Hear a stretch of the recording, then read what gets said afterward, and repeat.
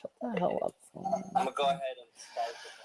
Hey guys, welcome to the Marketing Hour. I'm here with my co-host Bill Hugo. Bill Hug All. Go. Rhymes with Sugall. And today we're going to talk about how to use fake proof on your sales pages. Lesson 1. Go to Google. All right. Now it depends on the product. Say you're selling an SEO video marketing product or software that ranks websites and videos. Lesson 1. Go to Google. Take screenshots of the top results. Okay, write this down. And then go over to your sales page. Okay, and this is the important part. Put that screenshot in and say, look at my rankings. Right? You see what I'm saying?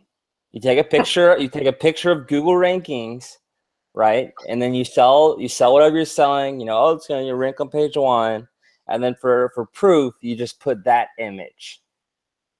It works every time. I'm telling you. I'm telling you, it works every goddamn time.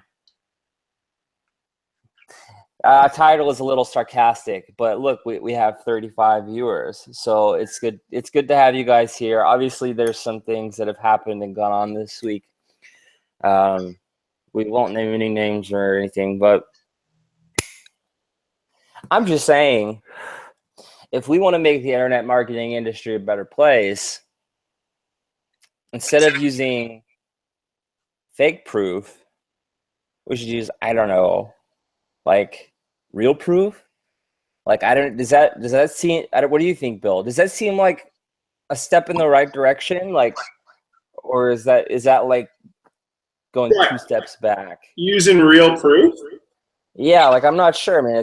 Is our whole industry gonna fall apart if we don't take screenshots of our Google rankings that aren't actually ours? Well, I haven't done that, so I can't speak from that perspective. But what I can say is that I did work kind of hard to get my results, and it's working for me. I don't know that it's going to set the industry back. It might actually bring it, to a place where, it's, honest and stuff. So wait, you're telling me that if we were to use real proof on our sales pages, we might make more money and more sales? Well, if I may dive in with an example, if that's okay. I got some copy back for my last launch that I just did, and I actually had the copywriter remove a bunch of claims and stuff like that, and told people that it wasn't a push button get rich quick thing, and they bought like lots, and they bought consistently, and the proof on there was legit. So I'm just gonna say I think that you can do that. Okay, so you're saying I shouldn't. I mean, because I thought the way things worked was you either go to Google or YouTube and just take pictures of random videos or sites and say they're yours and that your software did them. I thought that's how you did it. Or you edited some sort of screenshot. Is that, you're saying, that's not what you're supposed to do? That's not. Well, I'm not going to tell other people how to run their ship, It's like if I was going to use a sail on a sailboat, I'd probably use a real sail and not a fake sail. Does that make sense? I'm not a sailor, so you'll have to forgive me if it's wrong. Do you do yoga or something? I mean, these are some wise words. Hey, Delilah. I'm just throwing it out there, man. Look, it's Delilah, and hi, Delilah. Thank you for being on. That's nice. And Andy's shot me a nice message. Andy, Austin, Dimitri, welcome everybody. Listen, obviously the title is pure fucking satire. There's some shady shit going on this week that the League of Internet Heroes have been calling out via videos to their customers. I know of like 3 videos that have called out this whole fake proof thing just in the past couple days, and it's a big problem. And the problem is, and see, this is the problem. They didn't hide the names of the authors of the videos.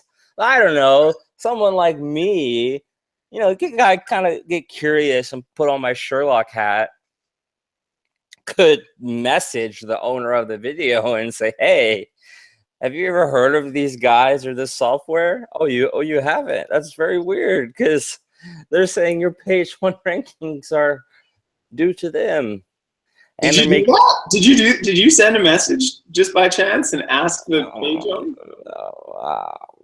Me? Yeah. No. Yeah. Well, yeah, it happened. Yeah. And once and see, I was like, to these people, I was like, look, I won't tell anyone. We both have families.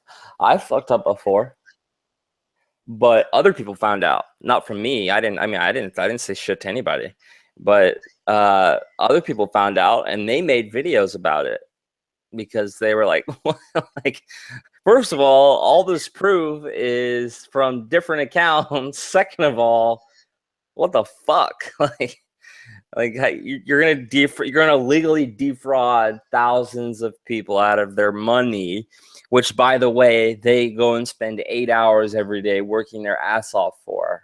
How do you lay your head down on a pillow at night? That's what I'm wondering. Like, Bill, you used to work construction. I used to be dirt poor. I grew up eating macaroni and cheese and hamburger helper on alternating days. I did that for years, and my dad worked 3 jobs. And if my dad were to buy your product based on your fake proof, I would want to punch you in the goddamn nose, because now, instead of eating mac and cheese, I have to eat a piece of bread, you fucking asshole. The industry needs compassion, first of all. It needs empathy, and it needs to understand that most of our buyers don't have money like we do. So when you throw up fake proof and then say, buy this product for $47, you're fucking stealing money from people who need it. So fuck you, dude. This pisses me off, man. You have no idea this type of shit. Like, sorry, I'm getting mad. Okay, it's just like I'm seriously about to cry. I grew up poor. I did. I all honesty, I grew up with nothing.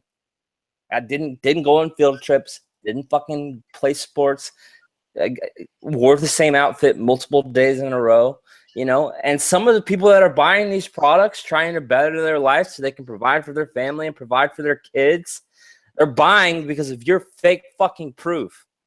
That's immoral, first of all. Second of all, it's illegal. Okay, I'm calm. No, man, carry on.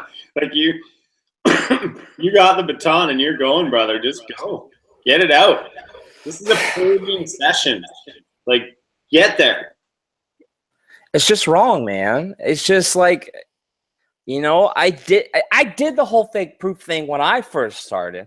When you're a newbie and you think, oh, I got to put all this fake proof up to make sales, because that's how you think it works, and you're ignorant, you kind of have an excuse. But you know where that led me? It led me down a path of drug addiction and everything else, because I couldn't live with myself. But then when you're not a newbie and you've been doing this for years, why the fuck do you need to use fake proof? You don't know how to fucking do internet marketing? You don't know how to go out and make a goddamn video yet? Are you serious? How long have you been doing this now? Like, god damn. You gotta, but no, let's use the fake proof and take money from the father with 3 kids who's just trying to provide a better life for him. Well, let's just use the fake proof, because my wallet is more important than another human being's, stomach, empty stomach. That's, so god damn it. Anyway, you talk. I need to relax. Okay, so first of all, we're in 100% agreement on, yeah, you don't need to be using fake proof. And I think by this point in our journeys, like, you understand that. The sad part is there are guys out there that are teaching you to use fake proof, because there's a lot. Even though we went over that, here's how to go do it. There's a lot of ways to create your own fake income shots and bullshit, and guys teach that. Someone I know used to teach that to people and tell them it was okay. In fact, he'd show you how to go in and completely edit shit to make it look better and do the right math to do it. I haven't worked or talked to that guy in a long time, but there are people teaching it. And at some point, like, and in this instance, that's not it, but at some point, some of the customers got to look into this and be like, you know what, that's bullshit. I'm not going to be doing fake proof. Like, I can't do that. And as new, I never used fake proof. I'll tell you that right now. I did, make some claims and guarantees back in my day. I did put some links where I shouldn't. I did my own stuff. But fake proof is one of those things. If someone's teaching you to do that, guys, you got to dial it in a little bit and use some common sense, because you can make the money. People are making money in a whole bunch of different ways on the interwebs, and you just got to apply it and get your results out there. So that's one thing. The next thing is, I'm really concerned about you huffing on a nicotine-filled vaporizer at the same time. It's not nicotine. That's not? No, it's CBD oil. Okay, all right, because you had a cigarette going at the same time, and I was like, dude, you got a lot of shit going on. Throw some gum and a patch on, and you're good. So no. It's CBD oil. All right, cool. I knew you were gonna say something about it too. Oh, yeah. Fuck, guys. You know what my standard is for sales pages that I write and for products that I recommend? No idea. I decide. I ask myself, could I look my grandfather in the eye and honestly recommend this to him? Because if the answer is no, then and I recommend it and I promote it, then what I've just done is looked into someone else's grandfather in the eye and told them to buy this. And that's literally how I judge products. Could I say to my grandpa, if he asked me if this was okay, like, could I say yes? If the answer is yes, I could, then I promote it. If the answer is fuck no, then I don't. And what's crazy is somebody, like, when you call people out on the fake proof on their sales pages, they play the victim. Like, they fucking sit there. Thank you. This is how things are done. You're being very unprofessional. Blah blah blah blah. Unprofessional. This sounds recent for you. It sounds like something you've had to deal with. No, it is. It is, because I will fight with people, and I have before. God damn it! And I have before, over their stuff, and I don't like fighting in public. There's no point to it. Everybody forgets in a week anyway, because all we care about is money, right? Right, everybody?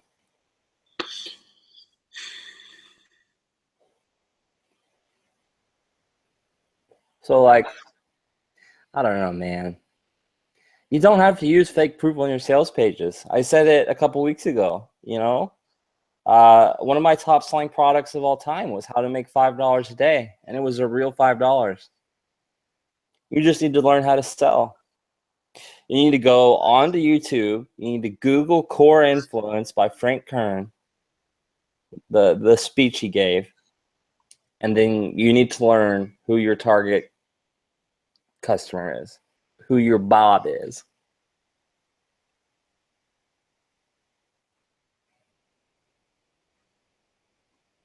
Trying to read these comments here because we've got Andrew's got a great point. And I want to do this. I mean, first of all, if anyone wants to jump on and lay down some oh yeah, we take callers. Let's get you in here. If you want to talk about the fake income proof, and screenshots and bullshit you see, jump on, man. This is supposed to be a public voice for everyone. We love having you on, so get on here and come have a chat with us and put your face out there as well. I mean, this stuff doesn't stop until you're telling people. Well, that's the thing. That's the thing. And that's why I'm so happy this week there was such an outcry about it among affiliates, because people need to know it's not okay. If you use fake proof on your sales page, I will not work with you or promote that product. Now, if you change your ways and start putting out good stuff with real proof, I have no problem. As long as I can look my grandfather in the eye and say, yes, this is a product that you can trust and recommend. But when you go to Google and you take a screenshot and say that your video rankings caused by your product, then you're a piece of shit. And I don't care. They may even be fucking watching this right now. I don't give a fuck. We'll fucking square off next time we're at an event. We'll go outside. We'll fucking fight. Fuck. I don't care. Fuck you. Stop using fake proof on your sales pages, because you don't have to. And it's wrong. Your family and your life is not more important than the people you're stealing from. Period. You know, all lives matter. For the most part, except for maybe Bill's. What a dick. I will square off with you in Vegas very soon, so you just get that sorted. And we can all read wifey's messages, so you might want to shut that shit down, buddy. Next thing I know, she'll be sending me prawn. Why don't you get off your podcast and come hang out with me? Steven is informed today. We're going to call this the Gilbert Hour, where he just goes off on shit. I just, man, I'm just... Hey, who's in the house? I like Scott's comment there. Look, Scott, I don't think if you tell your wife you're a passionate person and then have to use Viagra that's considered fake proof, because you may very well still be passionate. You just need a one-push software, a one-button software to pop that puppy up. That's not fake proof. That's truth. But if you say, hey, I'm as virile and ready to go as a 20-year-old, and then you got to pop the pill, that is totally fake proof. Perfect example. I like where this is going. You know what I mean? Hey, we're taking callers. Who wants to come on? Yeah, somebody get on. Let's chat. You got an opinion? Have something you'd like to say? Come on, say your piece, and get off and give the next person their turn. In the meantime, we'll talk about the right way to do things. The right way to do things is to tell the truth. It is to, like if you're putting out an info product, like actually be doing what you're teaching, or at the very least implement what you're teaching and get results with that, and then sell the info product. You know what I mean? Brett's on. Brett and Hugh. Brett Rutecki. Hugh's here. Brett. And Jesse back again. Brett's here. We have to. Okay, everybody, stop talking about him. Yeah, no more talking about Brett. Well, don't say anything about Hugh either, because I know Hugh loves talking about this shit. Who? Hugh Hughes. Who's Hugh? Hugh Hughes. I know. He's Hugh. Hugh, I'm sorry. Hugh says he'll get on. All right, Hugh. Bill, can you send? Oh, no, you can't, because I'm running the fucking Google Hangout. At least you're doing it from your account.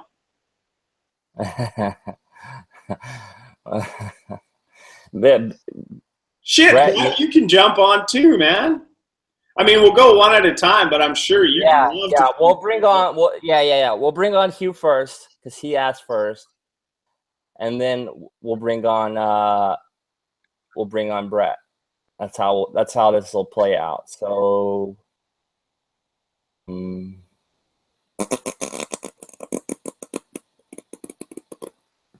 just so you know, Cody the intern's laughing right now. Oh, come on. My computer is so slow. Okay, Hugh. You guys see this? Oh, there it is. I'm sending you the link, Q. And then while I'm also doing this, Brett, I'll send you the link. But don't hop on until Q hops off. So that way we don't have we only kind of like to take one caller at a time. I'll answer Anwesh's question. Anwesh, what's up, buddy? Good to see you around. The day's topic today is that you don't need to use fake proof on your sales page. Does that sound like the topic you can get into? Sounds like I want to get into it. Anwesh has had some fire lately. Like weed? He's got some good weed? Sounds like I want to get into it. Hey guys. Hey man, I can hear. We're getting some feedback on your end there. That's why I closed out Facebook live stream. All right, cool. There we are. Good. Welcome. Yeah. Thanks, mate. Thanks. So fake sales pages or fake proof and that, it's so easy to do it, especially if you're in Google. It's basically you just highlight whatever you want to fake out, right click, inspect, and then change the amount. It's very easily done. You know what I like to see for proof and that is video login proof. Many of the time I've looked at sales pages and I said to the guys, look, can you provide some video proof of this rather than just screenshots? And it's taken them a while to get back to me, and it's ended up being somebody else's proof. However, it's not their product. So yeah, it doesn't get you anywhere, I think, in the long term. You know, well, apparently it does. Apparently it does. I mean, I haven't seen. I don't know what everyone else's bank account looks like, but somebody's made a lot of money this week doing exactly this.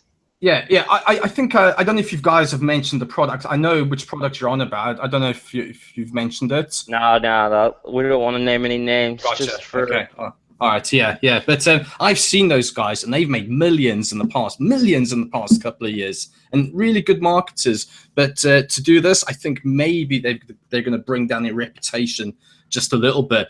It's going to. Sorry. It's going to fade out, right? In a month, everybody's going to forget about it. Yeah, that's how it works. I don't think they're bothered by it at all. Apart from maybe people like you and me, we will remember it. But like customer base wise and newer affiliates and people who aren't even selling the same sort of products, they'll just forget about it. They'll come out with something new, put more fake screenshots on there, and boom, make another $1 million. So yeah, it's great that the place is being policed by people like yourselves. Yeah, I agree. And I think that's what it takes. I think it's going to take people standing up. It doesn't even have to be in public like this. Standing up and saying, "Sorry, I don't feel comfortable promoting this because of the proof on the sales page," which is exactly what I did. The thing is, right? Okay, you don't need screenshots, income screenshots. I don't know if you guys know Rob Temple. He had a student who done this video sort of course of video software, I think it was, and they had no income proof at all. And Rob told me this: they had no income proof at all on the sales page. But they'd done the course, they sold the course, they got big affiliates, and those affiliates went on to make thousands of dollars. And there wasn't one shred of income proof. If you need income proof to sell a product, you're fucked, basically. You're absolutely fucked. Most people lean on income proof because they don't know how to copyright. Is really what it comes down to, I think. Outsource it. I'll outsource the shit. I'm not a good copywriter.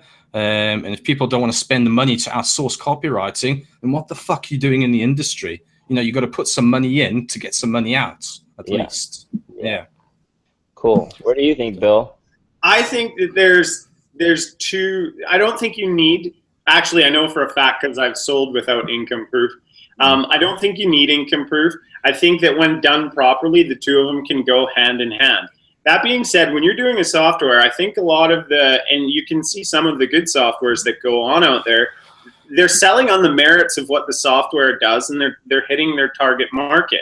If you have a ranking software that goes out, syndicates, and saves people a ton of time, then that's awesome. Sell it on that, because that's what people want it for. But when you start getting into using the fake proof and stuff like that, or having to use proof on it, that's when you're putting a money-making system together with a software.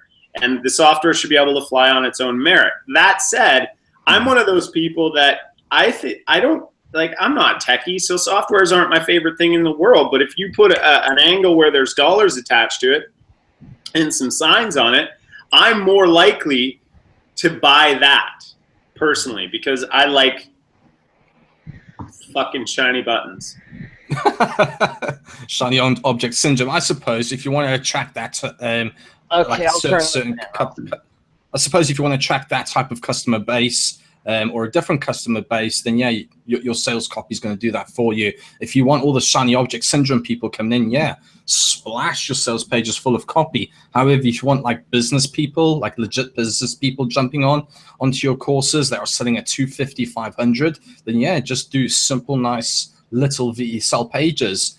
Another way of doing it is look at what what's his name, Matt Basak. He done this whole traffic course, and it was just a simple video, just one simple video, and he said, I know a traffic source that you can use, and it will give you leads instantly, and you can get some good results. He didn't post any results on there. He just said you can get some good results, and it sold a shitload because it was good copy on the VSL. I'm actually promoting a product in a couple of days that's VSL only, and they don't have any proof, but I know it's going to sell because they hit the ankles, because they know how to, like I said, speak to the core of their target customer. Guys, I'm running a fan in the background. If you guys hear that and that's too loud, let me know and I'll turn it off. Hugh, any final word? No, that's it for me. Thanks for having me on, guys. You take care. Yeah. Thanks for jumping on here. Cheers, guys. Bye. Yep.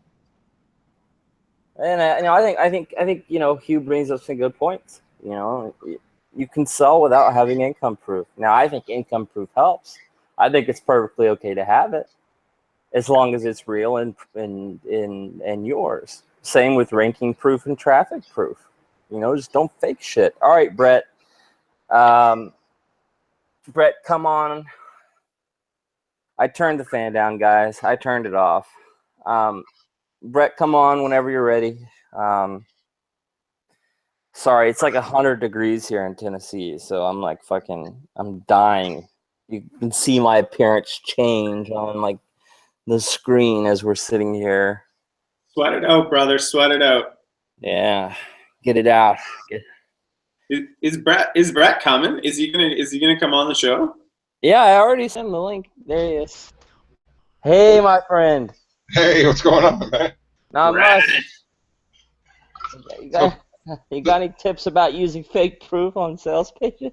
Yeah, I actually, anybody who's followed me for a while can see that I've changed a lot of the ways that I've been being the watchdog. I've kind of when I first started, I was always all about like calling vendors out and writing bad reports and stuff. And I've kind of changed my tactic a lot. And one thing I just hearing about what you guys were saying, you guys talking about how you don't need to use those kind of income reports, you don't need to use stuff like that. But I actually think the cause of the problem, believe it or not, and I'm not trying to be a jerk, I think the cause of the problem with these types of fake income reports is actually the customers. Now, let me explain why. Okay? You guys let's just say I have no morals. My only intent is to make money, right? So I make a software that's a piece of shit. It doesn't do anything right. I have a bunch of fake income reports. I sell it to 2,000 people. I know that 80% of the people that buy it are never actually even going to try to use it. Sure. Of the 20% that buy it, sure, they're going to refund because it's a piece of crap and my income reports were fake. But what does that mean? That means I get to keep 80% of people's money without actually having to take the time and effort of building a software that actually works. That is, if you put all morality aside, that is a profitable business model. Yeah. So what's the problem? The problem is the customers. The customers not using their purchases, making the potential for that shitty business model to exist. I want to carry with that because I think it's a brilliant point.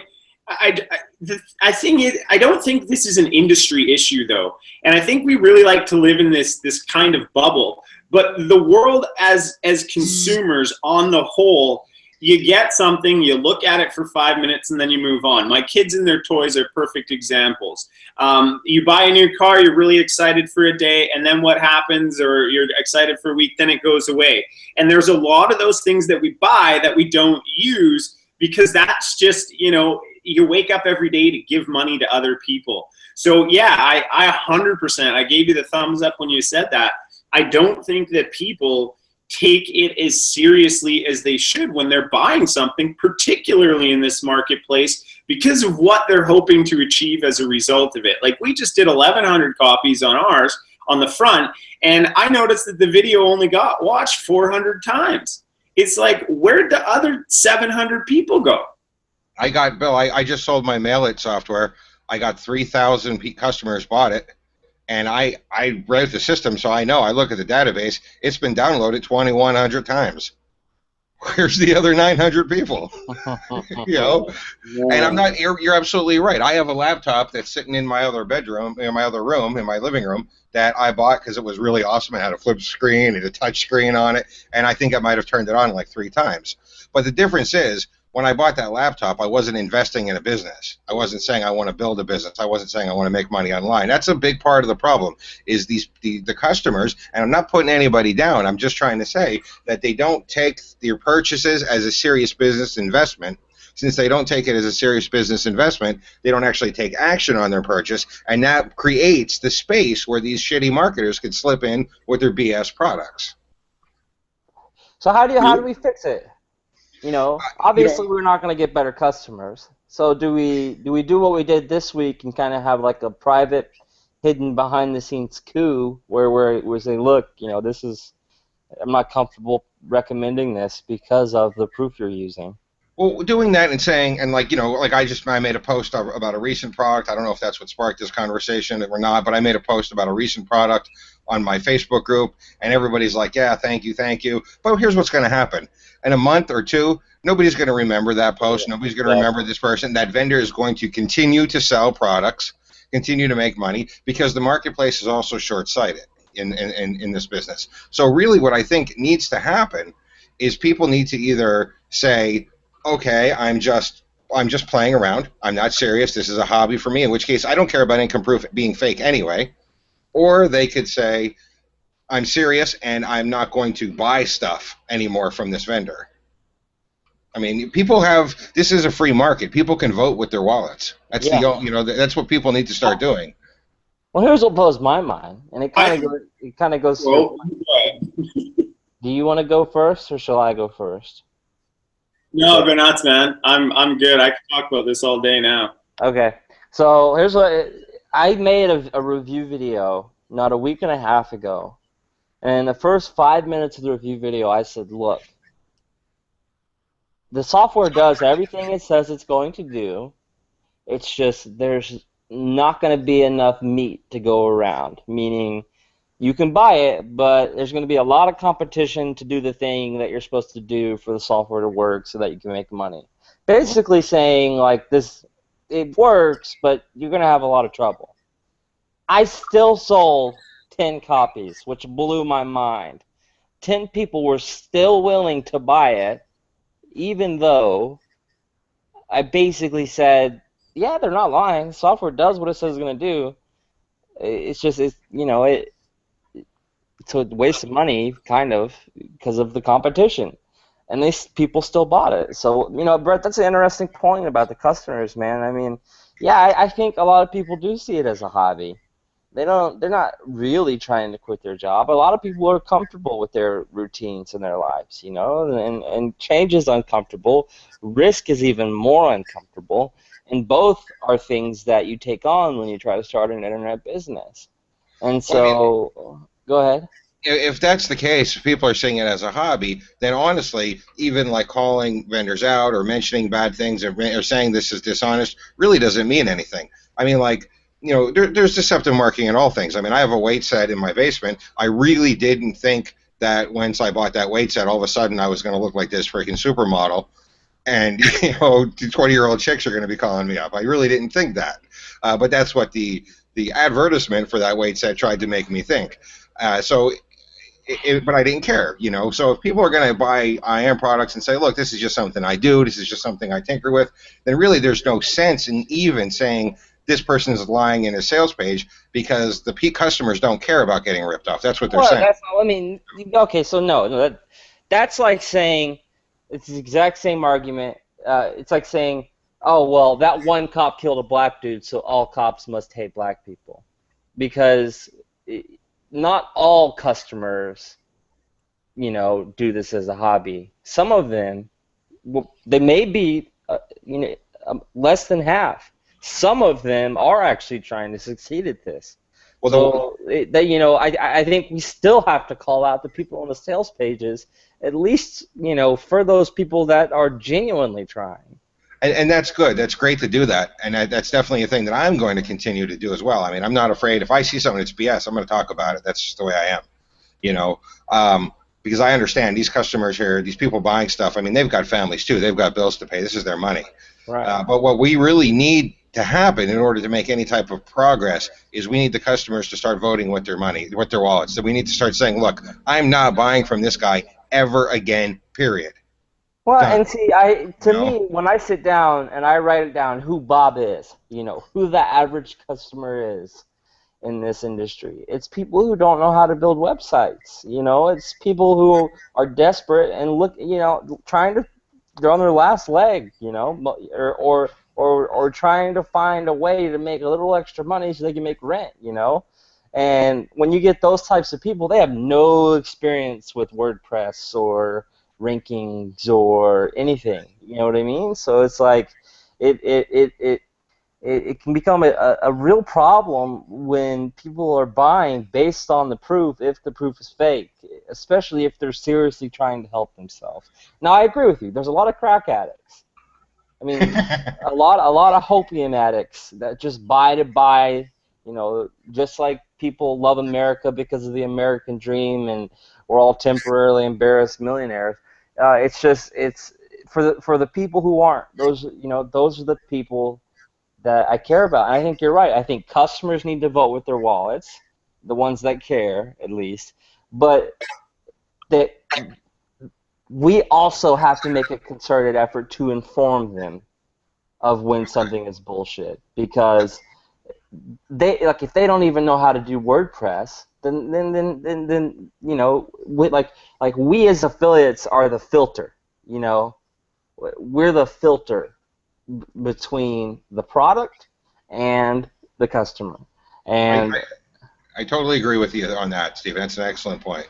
I think what customers need, this is something for everybody that's watching this or sees this video. I think Bill and I think Stephen are going to agree with me. When you see the word instant on a sales page, you need to just completely blank that word out. Yeah. Like, don't even read it. It doesn't even exist. Okay? Mm-hmm. When you see overnight, in 60 minutes, push of the button, any of those things, you need to just pretend that those words don't even exist. Okay? I think we can all agree on that. And once we get customers to understand that, we've made a big stride, I think, in really helping them. Yeah, and I agree, man. I really do. It's just, you know, you missed my rant. You came on at the wrong time. I had a pretty big rant within the first 15 minutes. I was yelling. You know, I probably woke the baby up if she was sleeping. You know, but I'm definitely not saying that it's okay to have these kinds of income, reports and fake stuff on your sales page. No, I hate that. I think that's total ripoff. But I definitely do believe that, to a degree, the customers create the market for that type of product. Mm-hmm. You know, mm-hmm.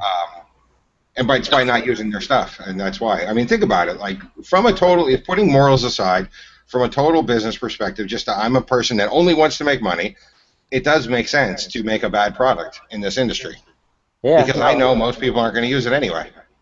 It makes sense to do that in any industry, though. And that's kind of the thing here where and the fake proof, let's stay away from that, because we already agree that's shit and that's shoddy. Putting together a marginal product that's going to sell to people and 2/3 of them aren't going to use it, it is a good business model, and it's what fuels capitalism. If you look around right now, there's a ton of these products out there. Every single ab machine that's ever been out there is a piece of shit. You want better abs? Change your fucking diet. It's that simple. It just do some exercises. Now, I know that sounds a bit aggressive, but there is, especially in this industry, and the more I'm thinking and hearing you guys talk and listen back to Steven's rant, there's a very few people who are trying to feed their family. And do you know what my advice is to most of those people? Stop buying fucking internet products and save up some goddamn money. Because you're going to chase shit. And there's lingo and terminology and understanding that you need to have in this business. And if you don't have it, you're fucked. So you need to go and understand you're going to have to spend money. You're going to have to put in, whether it's $509 products or whether it's one $10,000 product, it doesn't matter. The information that soaks in, that comes into your brain, that is shit you need. Everyone says don't go buy it. Buy every fucking thing you can. I did. And I learned a lot faster because I did it, because I understood what a squeeze page was, what a tracking pixel was, how to create a WordPress site, use plugins. We let the customers off the hook because not a lot of this is mentioned in the very beginning core parts of the products that are out there. So my answer to how we can make this better, it's not about calling people out. It's about doing your best in your products that you offer to the marketplace, and then not forgetting that we have a role as educators to educate the people that do watch. And for me, I try and be as blunt and straight up with people about what they have to do and the mindset they need to have moving forward. Because you and me, we're not going to change the scammers. We're not going to change people who want to sell that way. We're going to change our customers' lives. And I think as long as, and if you look at it this way, if you're walking down the street and somebody's looking at you with an angry face and you keep an angry face on, that continues to happen. But if you break the mold, catch their eyes, and throw a smile, the world begins to change and become a better place for everybody. So your job is to smile at your customers in your product. That's my piece. You know, that's interesting when you say that about the training, is because one thing I never realized is that software has a higher perceived value than training products. But that's actually kind of backwards. Training should have a higher perceived value. Training is more important. You know how many software products I needed to buy in order to make my first $100,000 online? Zero. Do you know how much research I had to do and how many hours I had to spend learning all the shit? A ton. Training is the shortcut.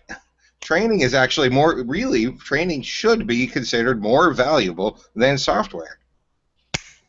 Agreed. Yeah, going off of that, I mean, I didn't buy a single product for the first 4 or 5 months I was learning internet marketing.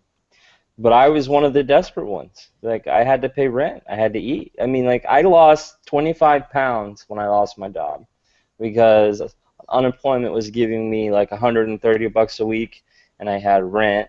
I had to cancel my cell phone. I had to downgrade to the cheapest cable package possible, you know? And I was so desperate, I would wake up and I would just read. I would read anything I could find about internet marketing, whether that was on the Warrior Forum or the Black Hat Forum, any article, I would read. And like for those first 2 or 3 months, that's all I did. I read and I typed. Because I realized people would pay me to type, and I happen to be a very fast typer. Well, you can take either route. You can take Bill's route, which is a little quicker, buy products that don't have fake proof and hopefully have good information, or you can take my route and just fucking read. You know, there's a lot of research. You know, people don't, you know, my daughter doesn't know what SEO is. She's never going to know what SEO is unless she hears me say it and ask. You know, like it's not something people just pick up, and that's just one term of hundreds, one concept of this whole internet marketing thing that people have to learn. I mean, the reason the turnover rate is so high is not only because they're scammers, but it's also because it's a huge fucking learning curve, if we're being honest. I mean, well, that's why I think there's a middle route. Like your route was read your ass off. That's the same route that I went through. You know, your route was read so much because I'm an introvert. You know, so I have no problem sitting in my house all day reading blogs and stuff and learning stuff. That was your route. Bill's route was to buy all the products he can. The middle route is to buy the training. Like Bill just had a launch. That was an excellent launch. Everybody I know should have bought that. like everybody. That was a fantastic product to buy. But the problem is people look at that and they say, oh, training. That means they're going to teach me how to do stuff. And they get hung up on the word do. Yeah. Do. Where the software says all I have to do is press a button. That's what people need to do. I really want. I try a lot, especially in like my group with my subscribers, to try to change that fundamental mindset from instant to yes, you're going to have to work, but you'll make a shitload more money, guys. It's worth it. Well, yeah, you have to You know what I work, you know, like it, and ah, man, we touched on a lot of good stuff this call, you know. Customers, I think, you know, you have the hopium crowd, you have the desperate crowd, you have the semi-established crowd, you know, there's different subsets of customers, but you have to work. Yeah, but you have to. But it's worth. You know what? It's worth it. Like I said, you know, if I were to work at the job that I used to have, right? Me and Bill had talked about this a while back. I used to work as a carpenter. If I were to go back and work as a carpenter, I would have to work for 2.5 years to make as much money as I made last month. Yeah. Oh, So yeah. if that's not worth going through a couple hours of training and learning stuff and learning how to do WordPress and learning how to set up a server and learning how to write an article, if that's not worth it to you, then you must be rich already because you don't need money. I mean, like, Well, I mean, it's you know what I mean? it's the exact same conversation here, man. Like I've made like $10,000 over the last week. You know, that is 1/3 of my dad's salary for 352 or 6 of his days, however many days are in a year. You know, 1/3 of his salary I have made in the last 7 days because I put in the work, I put in the effort, and I've always said the key to internet marketing is persistence, and by persistence, I mean, you know, putting in the work, you know. So I think if you're a customer and you're watching this or listening to this via iTunes, by the way, we're on iTunes and on Android and on SoundCloud and on marketinghour.guru. If you're listening to this, the key to success is persistence and work. But the cool thing is that once you're established, once you figure it out, once you get it going, you go from being forced to work 40 hours a week for however much you get paid to working whenever you want, making however much money you want. You know, that's the trade-off. Is you put in a lot of work up front for a lot of rewards after you cross that threshold. You know? I like to tell people it's like painting. It's all in the prep work. Once you tape everything off, it's just spraying. It's real easy then. But you do still have to put in all the prep work, and that's what this business is like. Everybody likes to talk about the passive income, guys. It's what is it? It's 4:22 right now. I've been sitting in my living room playing video games all day long. I made 600. I made $600. I've made You know made what? $800 today. So. I earned that by working my ass off for 2 years. Okay. Yeah. And that's what I tell people. That's what I tell people. They say, how can I do what you do? I say, well, first, you need about 6 months of free time. Do you have it? You know, like, yeah, if we're being honest, you need to research, you know, and I think you're right. The training is the middle ground. It's the shortcut. Is if you don't want to figure out on your own how to build a WordPress site, then go either buy the training or watch training for free somewhere on how to build a website. You know, there's a lot of learning, and there's a lot of terms, and there's a lot of work. But the best part and the most unique thing about this industry is once you go over that threshold, like I was just saying, is you literally have your life by the balls. You can do whatever you want. You say, oh, I want to go spend 3 weeks in Europe because I can work from my goddamn computer. Oh, I'm going to go randomly to Hilton Head without any preparation because I can, and pay for the trip while I'm there and still come away profitable. You know what I mean? Like that is this is one of the only industries, I think, where something like that is still possible. You know, if you were to go and open a real business, you're tied to that. You're tied to that brick and mortar store. You know, if you want to go on a vacation, you got to plan a month and ahead. If I want to go on a vacation, I say, honey, pack up the kid, pack up the luggage, let's go.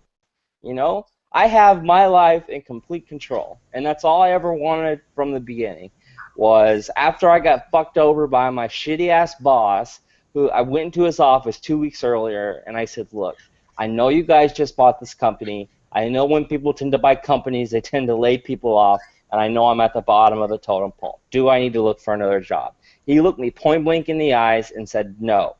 And 2 weeks later, I was laid off. And that was it. That was it. It's like, you know what? Fuck everyone else. I will be in charge of my life. I'm not gonna go answer to some douchebag with some degree from some stupid college. I'm not gonna go be told what to do. I'm gonna take control of my life. And internet marketing allows you to do that, so long as you put Dude, in the work.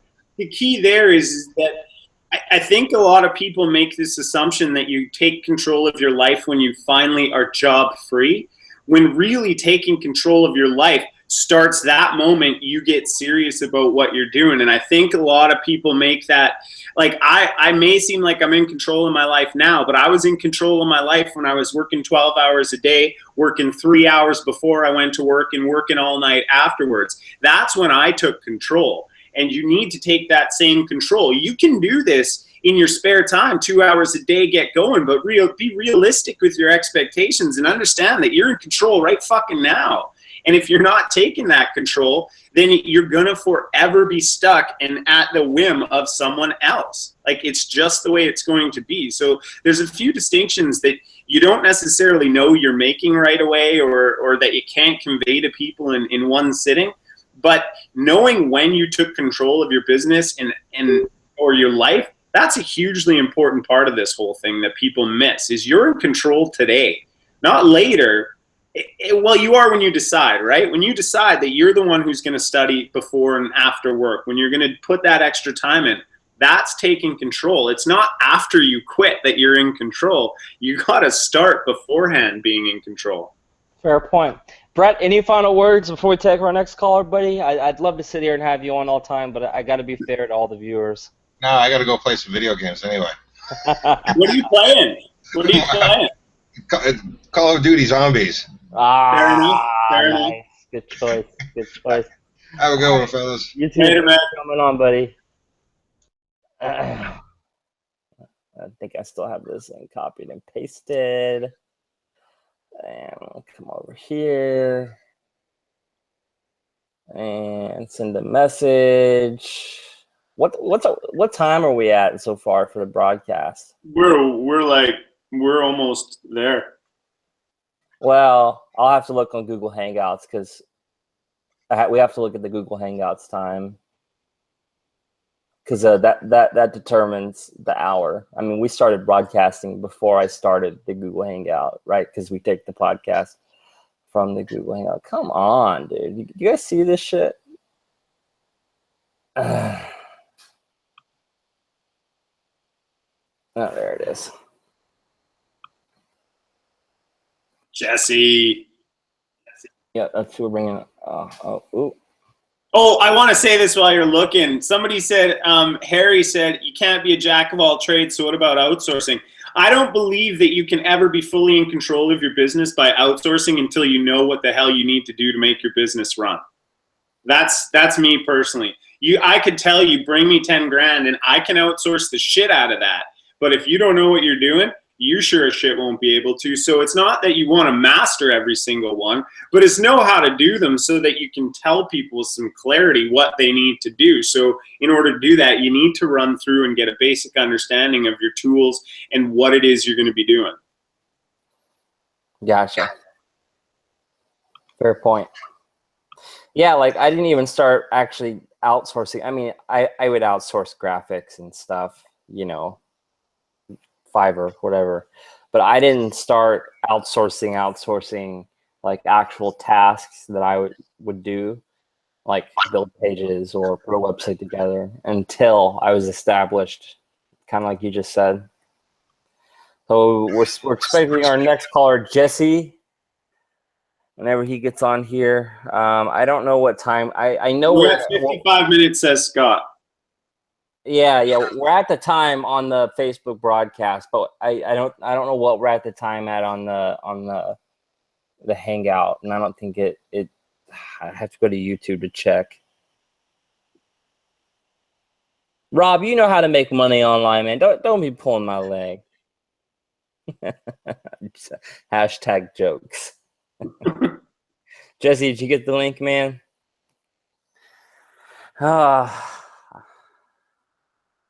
It's good to have a lot of viewers today. I think the people that watch this afterwards are going to be kind of shocked at my yelling. Well, I'm glad it morphed. It started into, something that's very good and very aggressive, but I think a whole bunch of progress was made in it, and it addressed both sides of it, and I think that it came out to be a pretty good call so far.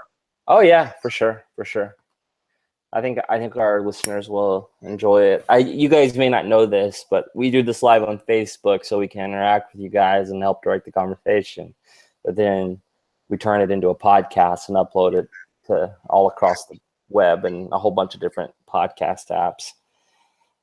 55 minutes in Hangouts. Thanks, Sylvester. So, we're running on our last 5-10 minutes here. If Jesse will get on. How often do we do these calls, Andy? Every week. The only reason we haven't done them the past 2 weeks is because we were both on vacation. Welcome to the call, Jesse Winterholt. How often do we do these calls, Andy? Every week. The only reason we haven't done them the past 2 weeks is because we were both on vacation. Welcome to the call, Jesse Winterholt. Hey guys, how's it going? Can you hear me? Yeah, I can hear you, but you're probably going to have to prevent whatever's causing that feedback. Look, it looks like you took care of it, so good. Yeah, I can hear you. Can you hear me, Hugo? Yeah, I can hear you. Oh, I can hear you. Yeah, but there's feedback. Like I hear myself talking through you. Do you have headphones you can plug in? Yeah. Give me 1 sec. All right. Oh, I can hear you. Yeah, but there's This episode of the Marketing Hour is brought to you by Diet Sundrop. Yeah, my headphones 5 calories, and it's still soda. I know. Okay, cool, man. How you doing, Jesse? What do you think about all this fake proof stuff? What do you have to say?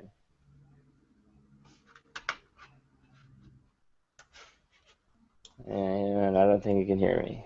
I can hear you, but there's tons of feedback, man. Close out the app on Facebook. Like close out the pause the presentation on the Facebook Live on Facebook, and that should prevent your feedback that you're hearing. Perfect. Sorry, guys. I'll make it quick. I know you guys are starting to shut it down here. Thanks a lot for having me on the show. Welcome.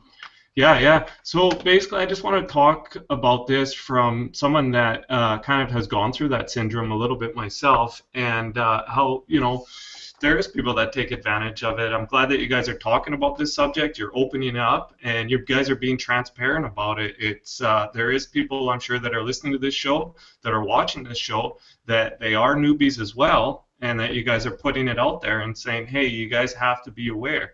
Because I know for myself, when I first got aware, I got into this, I wasn't really so sure, are those legitimate testimonials? Are they fake testimonials? And as much as there is that part of the conversation saying, oh, the buyers need to beware, at the same time, there's people like me and other people that are sweating their bags off, and they are looking for that, that solution. So when they see those fake testimonials, it's easy for them to buy into it. And I'm not making excuses for the end user, but it is awesome that you guys are doing this, that you guys are putting this out there, because it's the first time I've seen people so transparent, especially with the show, like actually just saying enough is enough.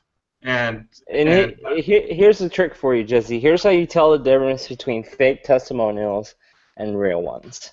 Okay, you look at the name of the person giving the testimonial, and you look if they've ever launched a product or if they're promoting that product. And the way you can look at that is if you go to Warrior Plus or you go to JVZoo and you just type in their name, or even Google, you can Google, see if their name comes up related to products. If it does, it's a fake testimonial. If it doesn't, it's a real one. I found real testimonials tend to be people like yourself who have had success with a course and make a video about it and talk about it. They're names you haven't heard of, but the fake testimonials are names you have heard of, just for those that are listening. Let's put a break on that one, because I use a lot of the names out there, but that's Okay, let me clarify. I know where you're going. Let me clarify. I created those names. They're my proof. I use them. And here's the truth about proof with $9 products. 98% of the time, as we already talked about, they aren't doing shit to the fullest. Now, a question for you, Jesse. If you're really grinding and you're really working away, my thing is maybe you shouldn't be looking at the next sales page that's pitched to you. Oh, obviously, yeah, because I Right? You know what I mean? No, you're right.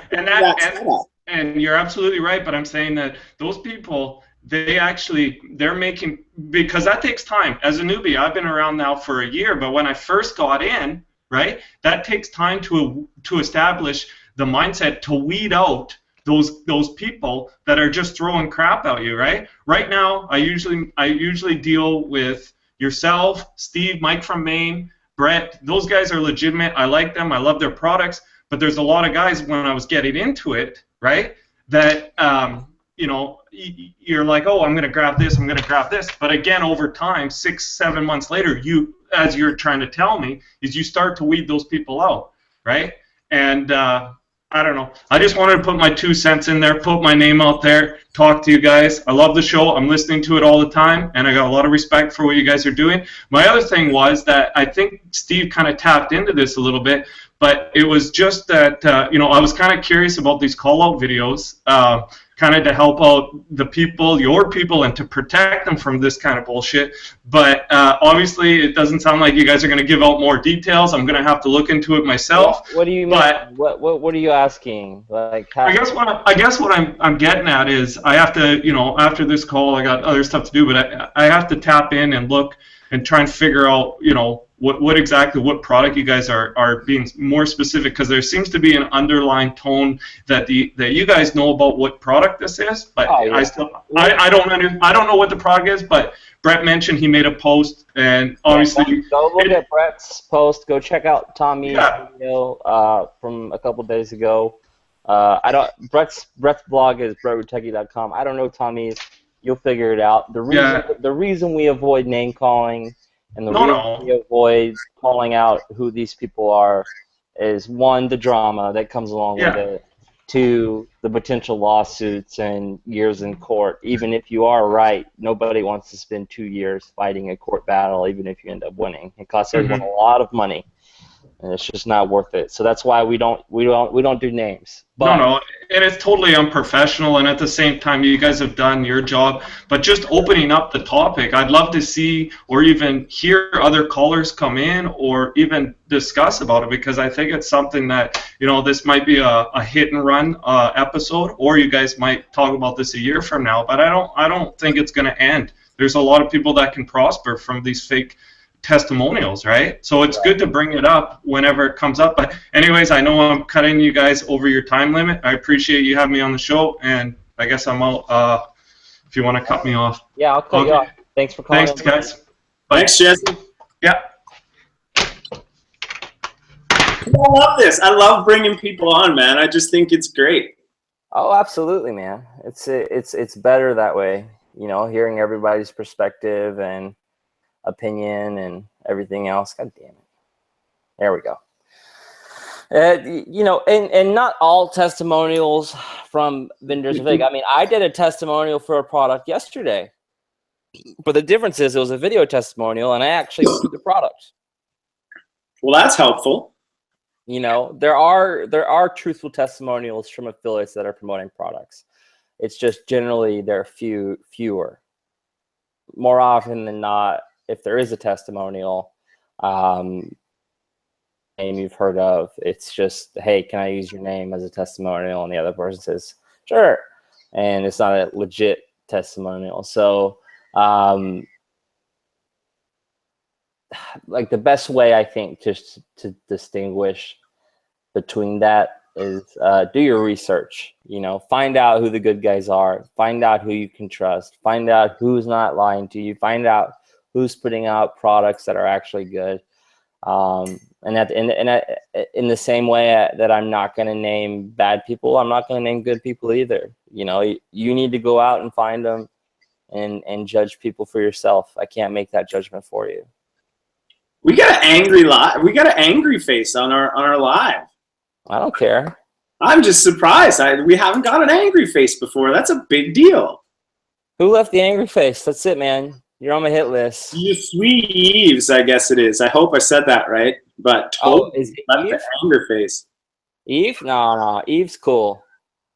What is it? Eve like Jay Suisse? Like that? Yeah. Yeah, no, he's cool. He's a cool Okay. Maybe that was an angry face when we were talking about an angry face of agreement is what it is. All right. Okay, cool. I get it. Yeah. Anyway, I think we're at our time. Any closing words you want to say? Thanks for watching. That's about it. You know, we're just trying to have fun here and do our part to help out with what's going on. Love to have some more people on. I hope everyone's liking the vibe. I think we found a pretty good time frame. Let's stick to this time. Yeah. What time is it now? It is 3:40. That's 4:40. So about 3:30 Eastern every Friday, I think, is when we should start. Let's do that. And 3:30 makes it work. It's good to get your day in. So yeah, man. I mean, I don't really have any closing thoughts or doing any sort of like. Yeah. No. I think this is a good call. It started out great and funny. We get people some good laughs. Then we got everyone's opinions. We got, opinion from Brett. We got Hugh. Then we actually got a view from a customer. I think this turned out to be a great episode. So as always, everyone, thanks for watching. We'll be here next Friday, 3:30 p.m. Eastern. That's going to be our new time for now until we find a better one. And as always, we're available on iTunes and like 99% of podcasting apps. You can also catch our episodes at marketinghour.guru, and you can watch the video of the call itself on my YouTube channel because I'm so unprofessional. I haven't made a Marketing Hour YouTube channel yet.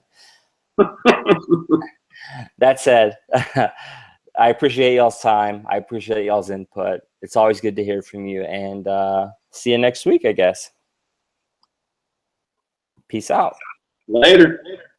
I will stop the broadcast.